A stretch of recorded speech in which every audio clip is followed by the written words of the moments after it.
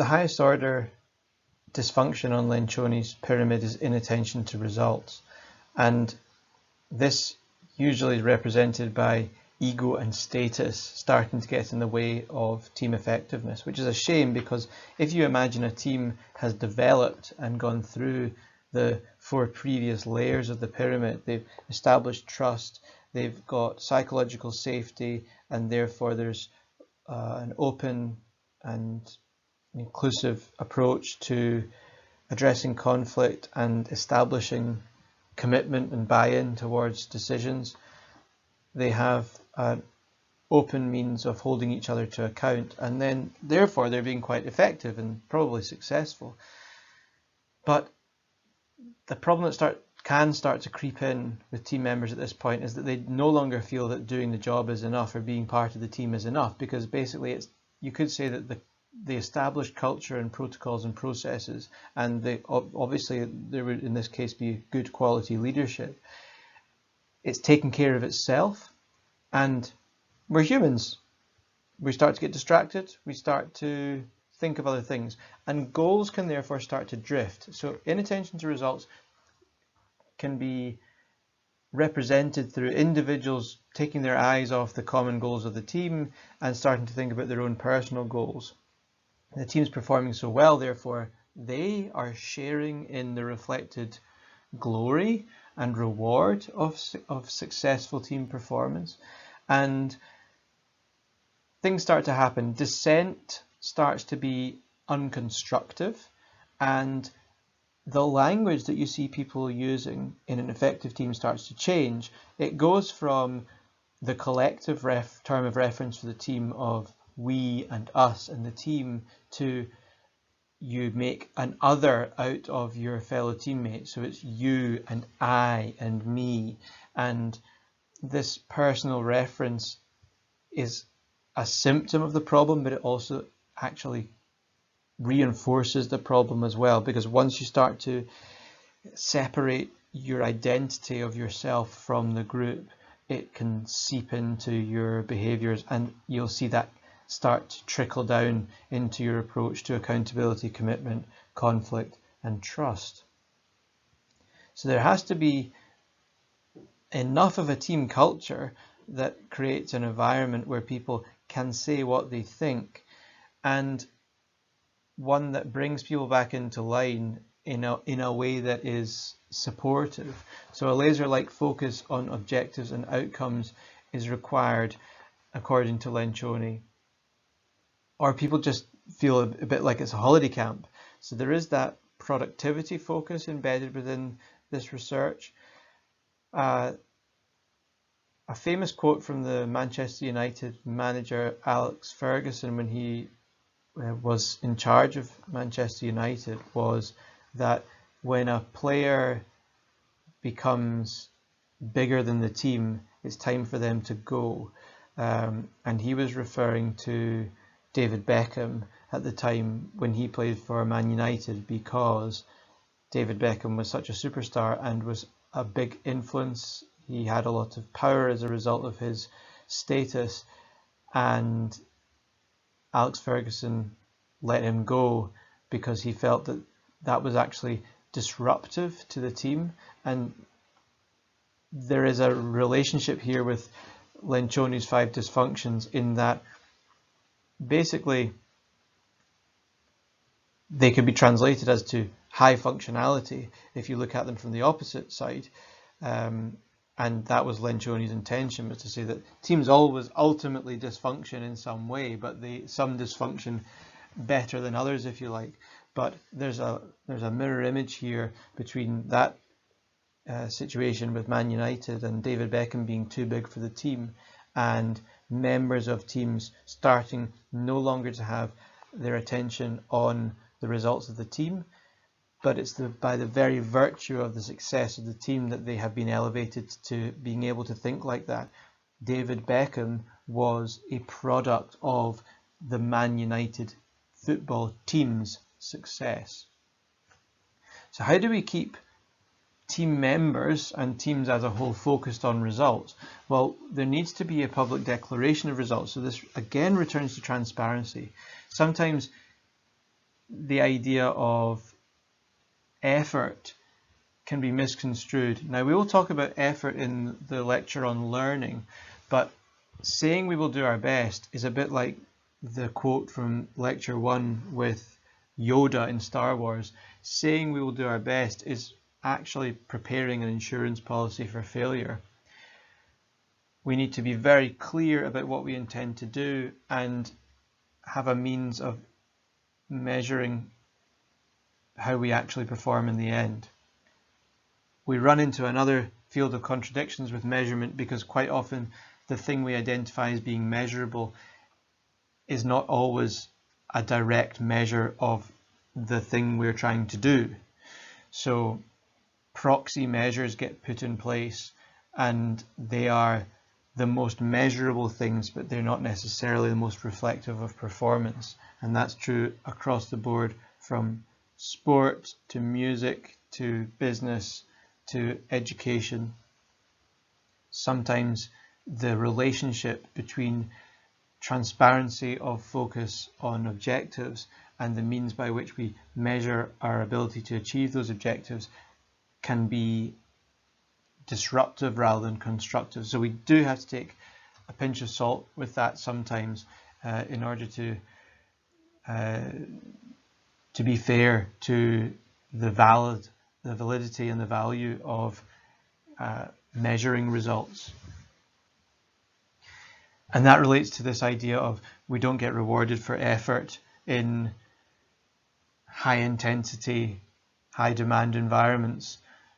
If you're trying to fly to the moon and you get it wrong and you're adrift in space, there's no way of rewarding you for effort. So these kinds of mission critical high performance team environments tend to be results driven because the stakes are so high. And we need to pay attention to what leadership's role is in this as well. A leader has to set the tone for the focus on results and manage the tension that exists between the metric you use to measure results and what the results in themselves mean. If the team senses that the leader values anything other than the results, they will do the same. So that also goes for that idea of proxy measurement. If the team learns that they are being measured on something that isn't actually what the stated goal is, you will see a team reorientate towards trying to achieve the proxy, trying to achieve success for the measurement as opposed to achieve success for the specific goal. Let's move on to talking about team culture. And we can't really talk about team culture without organizational culture. The two are interrelated. But what do we mean by organizational culture? That is a culture or a way of behaving, or even in more simple terms, just a way of doing stuff that is shared by all members or the vast majority of members of an organization. So it's not necessarily explicit or defined, it's just a way of doing things that is observable among the population. It provides a sense of structural stability because that way of doing things is an enabler to the activities of the organization. But there are also organizational subcultures, especially in large organizations. And when we talk about organizational culture, we are using the same language that we use to describe culture more generally: national cultures, religious cultures, cultures of communities of practice or social communities. So culture has multiple different dimensions, and we don't want to be fooled into thinking that organizational culture is any different in its fundamental makeup from our regular understanding of culture. And how would we understand team culture that sits within organizational culture? We would see a team culture to be represented in having a shared perception of the environment, and that will be a shared perception that is specific to the environment in which the team operates. So team members may have a different perception potentially on perhaps a social level, but in terms of their function within the team, a good, strong team culture will show shared perception. There will be shared norms, roles, and patterns of interaction. There's deliberately an image of the US military here, but we can think of military culture, and within that, the kind of cultures that are established within, for example, army battalions that have established their own norms, their own conventions of ways of doing things. They have a shared perception of the understanding of the different roles, and they have a means of interacting. And those patterns of interaction, they extend to physical, non-verbal and verbal communication, and indeed the rhythms of those different forms of communication.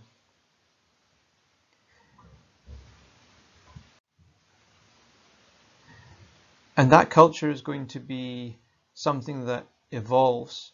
There will be characteristics of a team culture that are consciously and explicitly imposed or attempted to be imposed upon a team, but it's also quite an organic thing that will develop out of early behavior and early experiences together, the nature of the leadership, and the broader organization within which the team sits.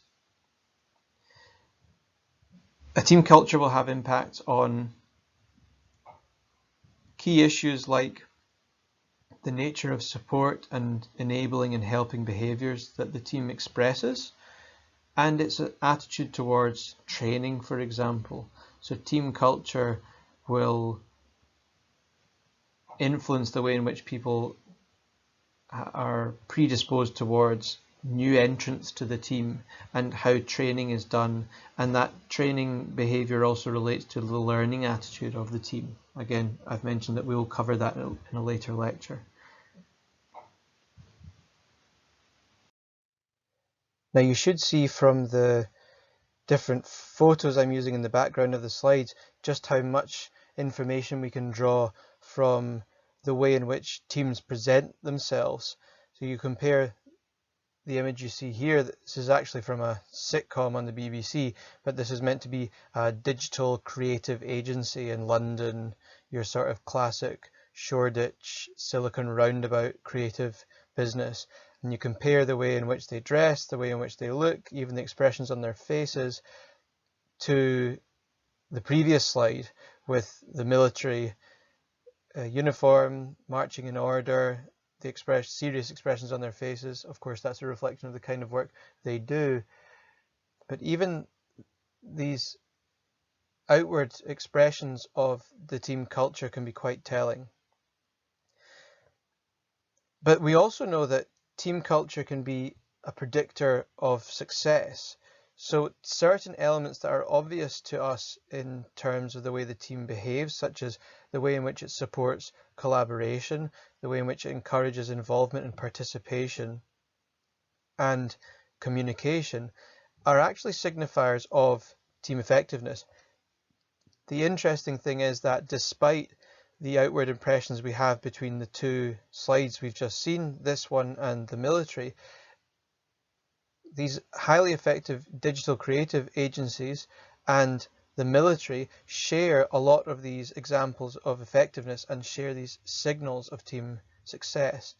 The paper that's available to you to read for the class on vision by Campion et al., they demonstrated that there are certain characteristics that you can see in teams that tell you that that team will be an effective team.